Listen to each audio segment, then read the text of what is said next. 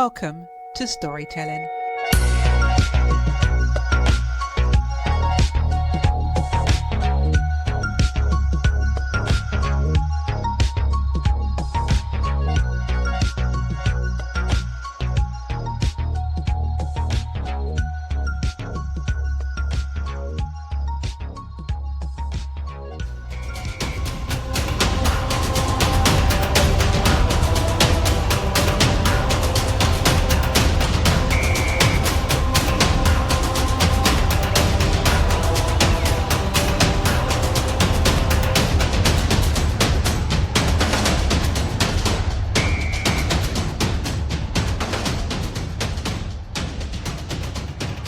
This week is the first part of two very special episodes.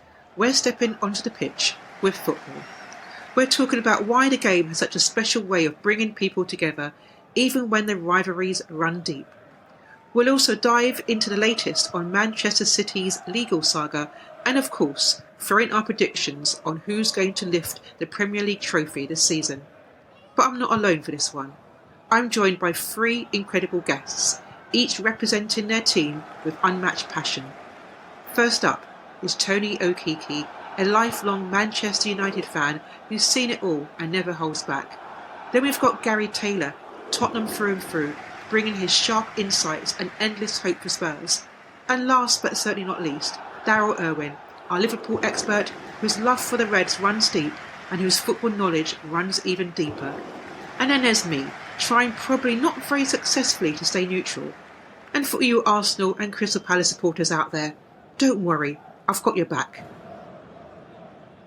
Hello, Gary, Tony and Darrell, and welcome to the podcast. Hi. Hi.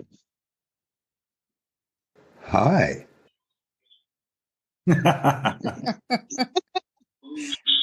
Guys, football has a way of bringing people together from different backgrounds.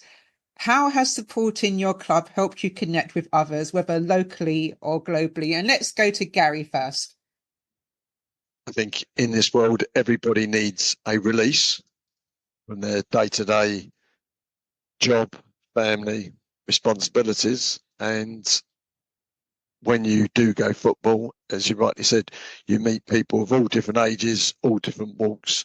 We've got the passion, enthusiasm, and I think for mental health, it's the best thing ever to connect with people. You can hear the stories from how it was 30 years ago, and you can hear from the younger generation what it means to them. And I think it's a great way of everyone coming together, embracing football. Yes, there's banter, and the banter is absolutely hilarious. How people make up these songs, I never know. But bringing people together is the most important thing to take out the stress, because I just feel that's what we need in today's society, is everybody needs their release. But on the flip side, the negativity part of it is it's very expensive. And it's outpricing people so much, not just because of getting a ticket, but actually just to travel to the games when it costs to travel. But at the end of the day, when I have the odd free ticket, I always ask people that I think I should invite in an hour of need to get them to come, to release them from their issues, shall we say. And there's always people, everybody's got issues in their life, some more than most. And that's what we have to try and do, is come together as a community, as a team, and help people. Thank you. Darrell? Yeah, I mean, if you look at the reason why a lot of the clubs started off in the first place was to be just that, to actually give young men something to do as an outreach into the community. So a lot of the clubs that we all support or, have been following for many years, if you look at the origins of the club, that's ultimately the DNA. We get a great deal of enjoyment of the actual game itself or whatever, but it was originally designed to get, guys a sense of purpose, a sense of meaning. Manchester United was, for the railway workers, for example.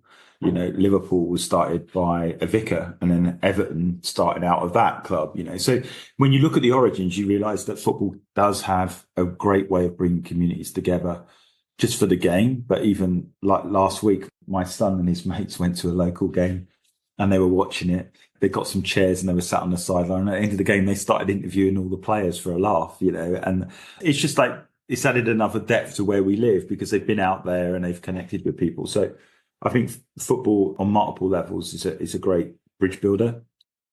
Do you know what? I went to Sicily and I was there for 10 days and there was a football tournament. I couldn't speak a word of Italian, but I somehow connected with all of them just on the aspect of football, started mentioning Juventus and things like that. And then playing in the football tournament. We actually won and I got a nickname called Gladiator, which was quite cool. So I enjoyed that. That's how it does. It just breaks barriers down. And I think for me, it's a great way to get people into sport. And, it's not always easy in terms of costs, and even grassroots is getting harder and harder.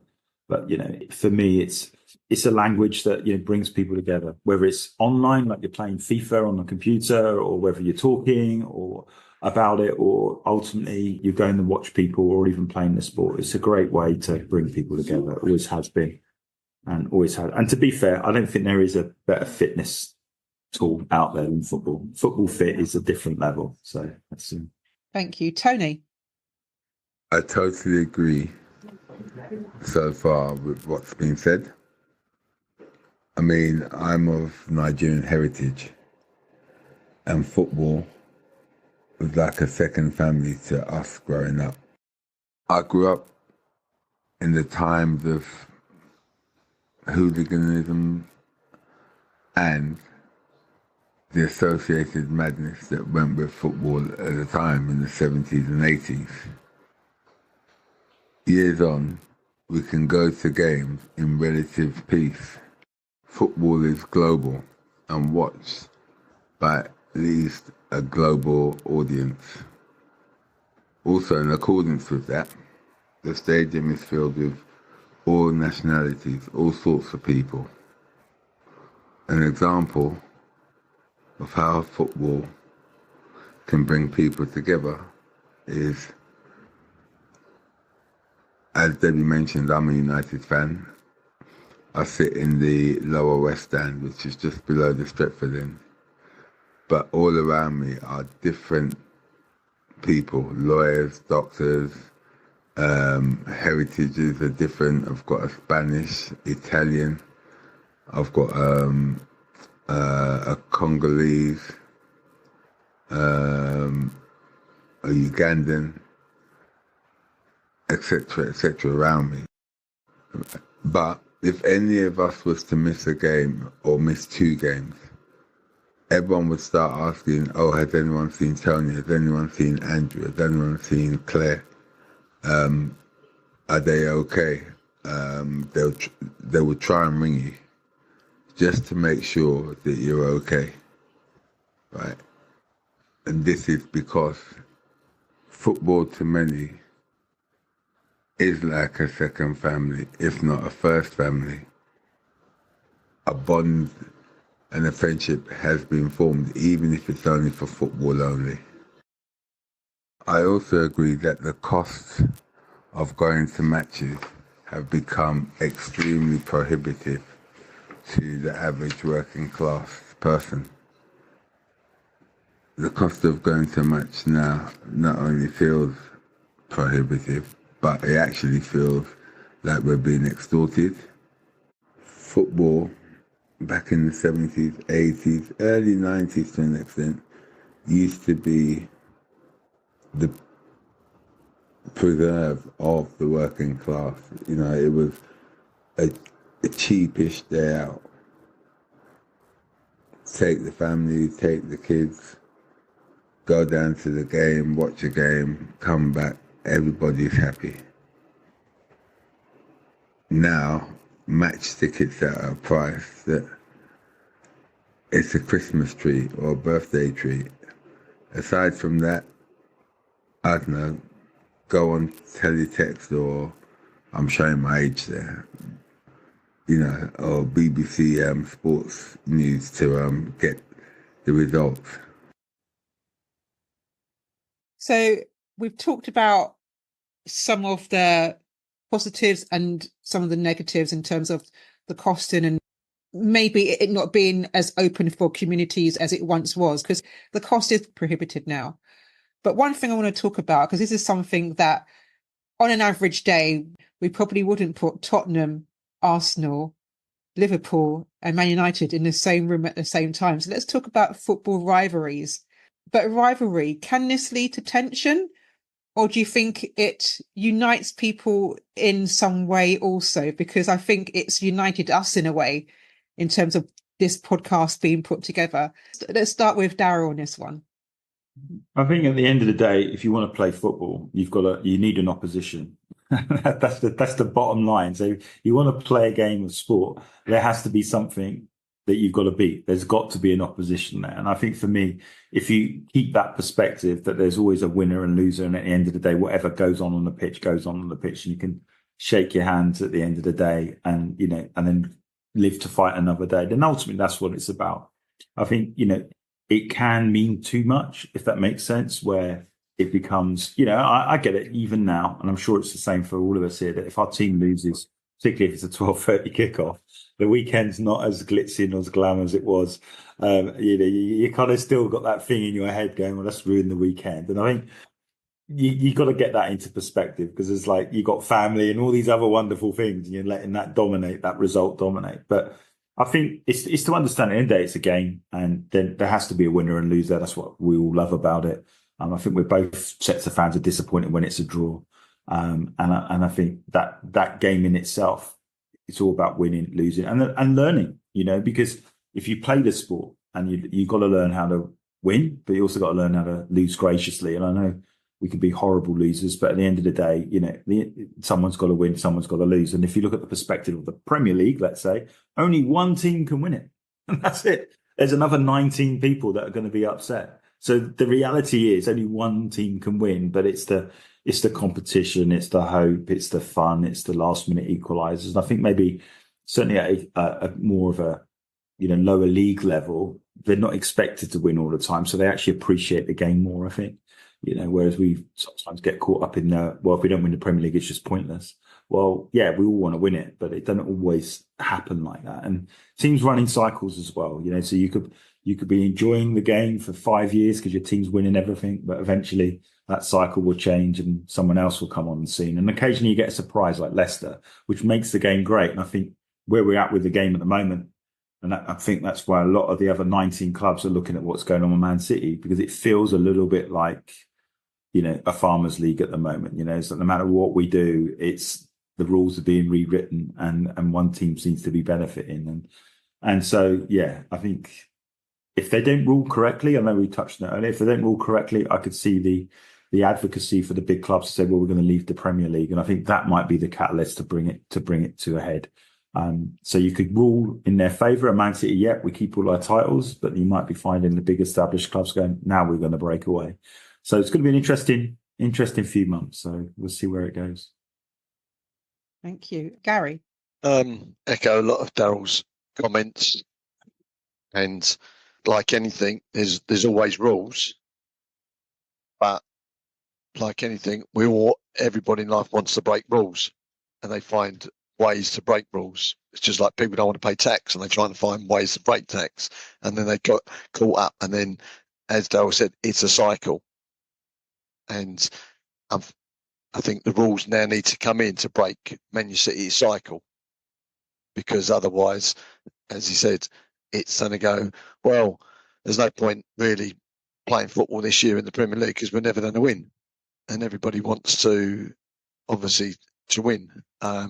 It doesn't take the enjoyment out of the game, because obviously Tottenham, Man City hate playing Tottenham because we're their bogey team. So it doesn't. So we look forward to the games, and when you have got that passion and belief, and when you are at a Champions League game and you're beating Man City and they get a goal disallowed in VAR in the last minute, I mean, you can't replace that in life. It's all about memories, the passion. We can talk about games 10 years ago, 15 years ago, etc. Oh, remember, we're playing Leicester. Do you remember when we went out on the booze, etc.? Isn't that club till 4 o'clock? That's bringing back all the memories. Life is about memories, and if people don't capitalise on them memories, what is life all about? But the biggest issue is what Tony said, is it's not for young people anymore because they can't afford it. I mean, if I went through every penny I spent in the last 2 games, it's just ridiculous. We've been to Budapest and Brighton, and yes, the great thing about football is always have the game at the last thing of the weekend, because it's either going home happy or sad. So the good thing is, previous weekend we went happy, got home at 1 o'clock in the morning from Man United, not saying nothing, and then coming back from Brighton was probably the worst thing, absolutely ever. And it is, and you come in to work on Monday so depressed, but you go next. And like, you've got a winner and loser. And the great thing about losing is you look at why you lost, you analyse it, and you can only move forward. It's just like, you've got to take the positive out of it. But yes, we've lost, but why did we lose? What can we do better? Everyone makes mistakes, and you just learn from it. That's just part of life and growing up. But I think, yeah, I mean, Budapest and Brighton, you're not going to get no change out of £800 or £1,000 if I did it up. But that's if you're in European competitions, that's it. And there's obviously, when your club is in Europe, that's what happens. At least we saved some money last year because you wasn't in it. But this year, yeah, you notice the difference. And what you obviously don't know, I follow England as well. So we've got 2 games this week, England. Why they don't just not play them different from Wembley? It's all right for me. But why don't they play them in Manchester and all the clubs? Give them extra money. I'd still go. I've been to Middlesbrough, I've been to Sunderland, I've been to all the games. Why don't they break it up? Where do they? I think they played in Leeds, didn't they? Yeah, Leeds. Oh, and the community love it. You can see the kids got all the banners. But then you go to the next. So the game, obviously, on this week is Thursdays at Wembley. But the game on Sundays in Helsinki. If you're a Tottenham fan, how can you afford that after that? Literally impossible. And it's all to do with the ticketing. It's a nightmare. They leave it to the last minute, same as Premier League, and everyone, when they books their trains, the rail companies put the price of the tickets up, and that's it. And it's all to do with football money, TV coverage. But that's all saying. But no, it is. You can buy the experience. Tony. I totally agree with what's been said before me. But what I will say, for example, I've got 4 season tickets. 3 are constantly active. We do home, away, Europe, whatever. If I was to actually think about how much money I've spent and the time and effort put into it, I'd probably have a cardiac arrest or arrest myself for some kind of robbery, because I don't really know how I've managed to keep it up. So that said, I totally agree with what's been said in terms of cost and the ability to fund our desire and enjoyment of watching live football. So there's not really a lot I can say towards that. In relation to the City situation, I believe that they should be tried in a court of law or in the arbitration tribunal. And if found guilty, the kitchen sink should be thrown at them for 2 reasons, Ron. Firstly, the accusations that have been made against them for a while, it's a long time coming. When the accusation was originally made against them, they fought it. They could have at that point accepted that they'd done some wrongdoing, just like Leicester, Nottingham Forest, Everton, mitigated their wrongdoing with circumstantial evidence and taken whatever the punishment was, and maybe appealed the punishment based on the fact that maybe they would argue that it was too severe. However, the problem we've got here is, what is an appropriate sanction or what would be deemed to be appropriate to most people or most parties that have an interest in this situation. And I think that the problem is, no matter what fine has been previously commented, whatever the fine is it 500 million, 750 million, 1 billion? It's a drop in the ocean to the owners of Man City. So, in my personal opinion, I think what the FA would do is sit down, come to a conclusion where they fine them as much as they can possibly fine them, deduct them maybe 30, 40 points, and give a speech or a spiel about that's the biggest fine in footballing history, it's the biggest point deduction, because ultimately it's about money. Given how good the City team is at this particular moment in time, a 40-point deduction, even a 50-point deduction, given that they're scoring on average 80 plus points a season, it just means that they'll finish towards the bottom of the table, but they'll still be in the Premiership. Or worst case scenario, they get relegated down to the Championship. They'll be back next season. The FA will argue that the punishment that they've given or handed out to City is proportionate to the offence that they've been found guilty of, and actually that the fine, what it does for grassroots football, women's football, and the pyramid, the fine is far more beneficial than banishing them to, I don't know, the Vauxhall Conference League.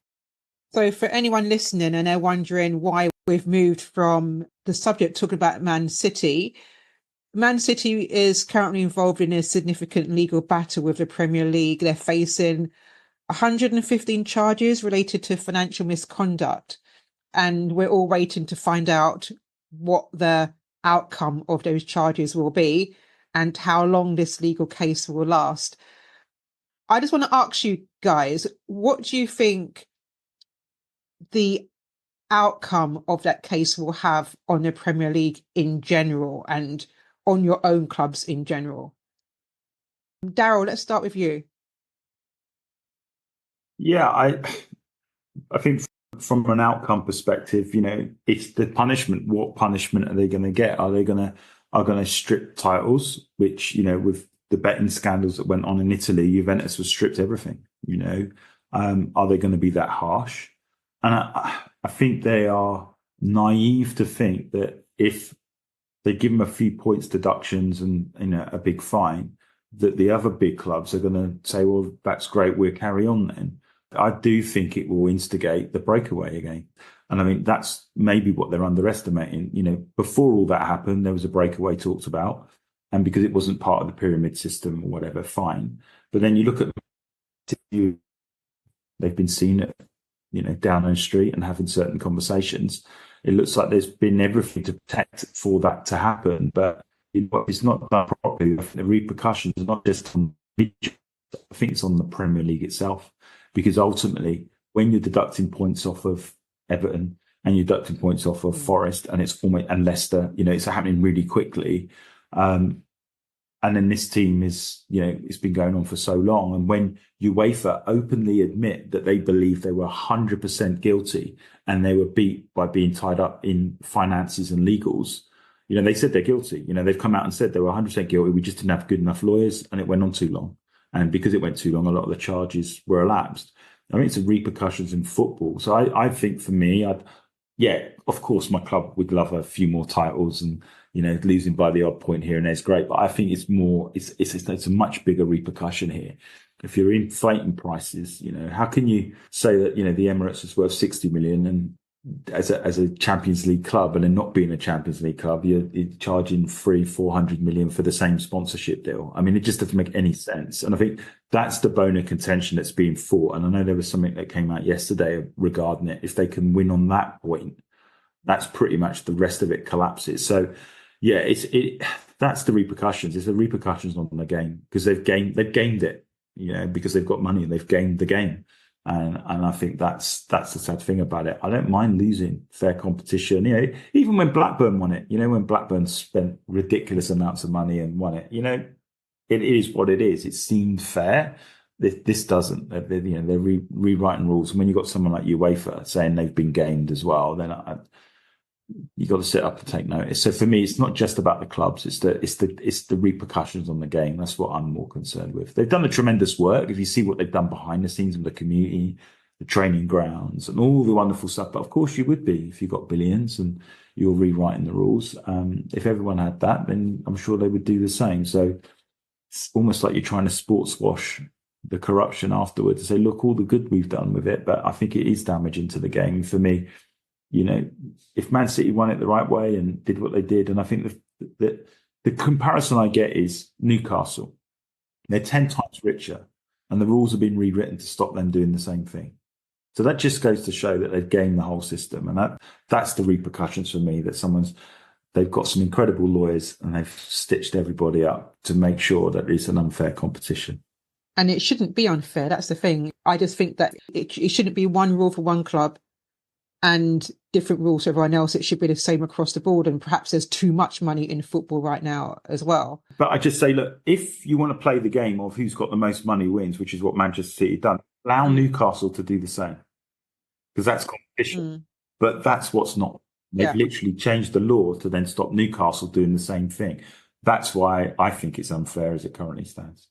Okay. Gary? Very difficult subject. Obviously, Daniel Levy's got a completely different motive. He wants to make a club balance the books.